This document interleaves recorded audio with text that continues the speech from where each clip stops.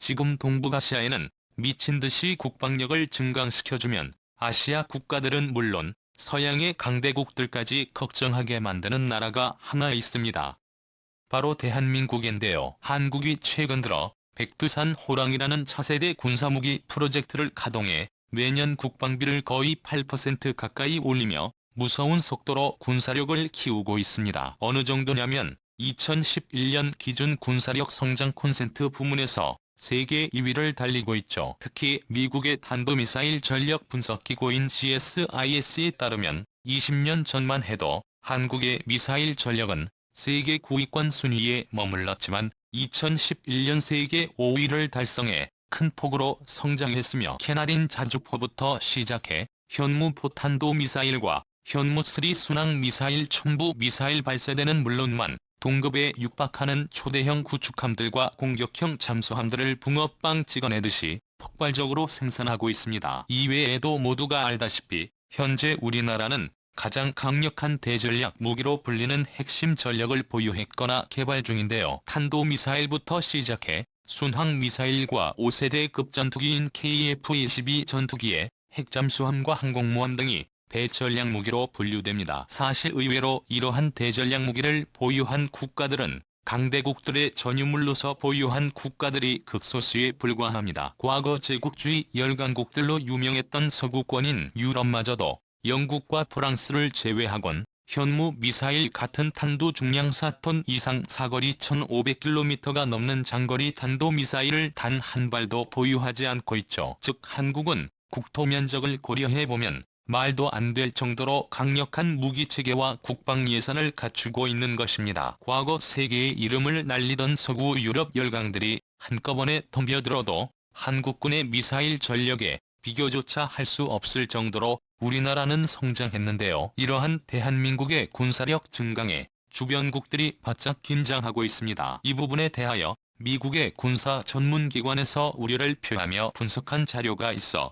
함께 살펴보겠습니다. 유튜브 채널 대고구려 제국 구독과 알림 설정은 영상을 제작하는 데 매우 큰 힘이 됩니다. 2011년 기준으로 한국의 군사력은 조사하는 기관에 따라 세계 순위 5위에서 6 정도를 오갈 정도로 매우 강력합니다. 만약 핵무기를 제외하고 재래식 전력으로 붙으면 세계 군사력 순위 3위와 4위에 등극한 중국과 인도마저도 부분적으로 한국군에 압도적으로 패배하는 분야가 생길 정도인데요. 대표적으로 육상 전력 부문인 자주포 전력과 전차 전력만큼은 한국군이 중국과 인도를 뛰어넘을 정도입니다. 한국군의 3세대급 전차 전력은 미국과 러시아에 이어 세계 4위에 등극했으며 자주포 전력은 무려 세계 2위를 기록한 국산 K9 자주포가 해외 수출을 통해 세계 자주포 전력의 60%의 절반 이상을 차지하는 데 성공했으며 군사력 순위 4위인 인도마저도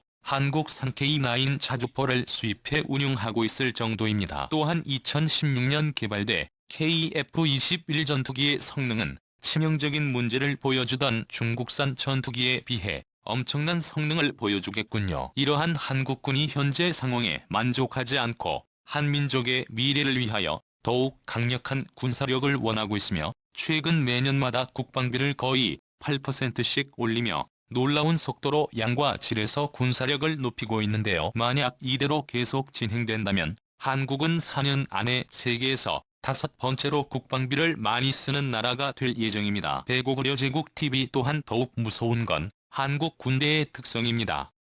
세계 모든 국가들에는 군대가 있습니다. 각각의 국가는 나름대로의 무장을 갖추어 혹시 있을지 모를 싸움을 대비하고 있습니다. 그런데 한국이라는 나라의 전쟁 준비 형태를 보면 다른 나라들과 결정적으로 다른 한 가지가 존재합니다. 미국을 제외한 여타 나라들의 경우 대부분이 국지전을 대비한 전쟁 전략을 준비합니다. 예를 들어 사우디아라비아나 인도네시아의 완전한 형태의 전쟁보다는 다른 나라가 자국의 영토를 침범했을 경우 그 지역을 수호하고 방어하는 소규모 국지전에 대비한 전술 무기들과 전투 전략들을 구비하고 있습니다. 그런데 한국이라는 나라는 전쟁에 대한 개념부터가 애초부터 달랐습니다. 우리나라가 생각하는 전쟁이란 국지전이 아닌 둘 중 하나가 완전히 멸망할 때까지 싸우는 겁니다. 한국은 소규모 국제전 따위는 취급하지 않습니다.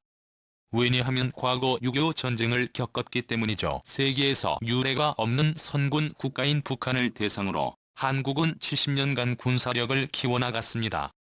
북한만 그러할까요? 한국의 주변국들은 세계 군사력의 5위 안에 드는 국가들입니다.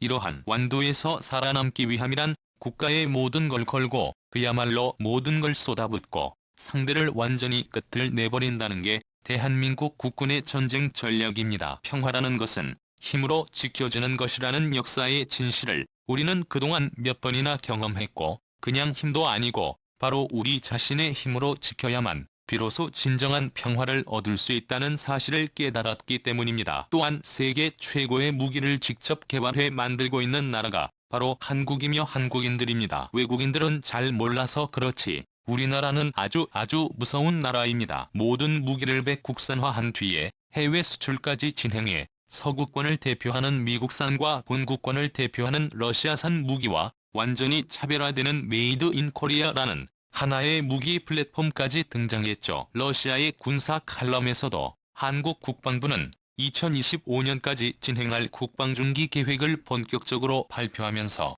향후 4년간 국방비에만 1,500억 달러라는 어마어마한 금액을 투입해 세계 4위급 군사무기 강대국으로 등극할 것이라 예언했는데요. 국방 예산의 대부분은 군사 소프트웨어 시스템을 포함한 최첨단 무기 시스템의 연구 개발에 예산이 이용될 것이라고 전망했으며, 우주 로켓 발사를 통한 군사위성 시스템 구축이나 훌륭한 성능의 고성능 전투기 핵잠수함과 스텔스 구축함 등 기존 한국에는 없었던 새로운 신무기들을 한꺼번에 공개되고 있죠. 이처럼 최근 들어 그런 한국의 군사력을 더욱, 그것도 엄청난 속도로 증강시키고 있어서 현재 세계의 많은 국가들이 우려를 표하고 있는 것입니다. 게다가 한민족은 머리까지 좋아 전쟁 전략의 완성도도 매우 높습니다. 대고구려 제국 채널 때문에 그 상대가 누구든 만약 전쟁이 시작되면 한국은 미리 준비해둔 치명적인 선제 공격 시나리오대로 주로 한국의 주무무기이자 가장 가공할 위력을 가진 전략자산인 현무 미사일들로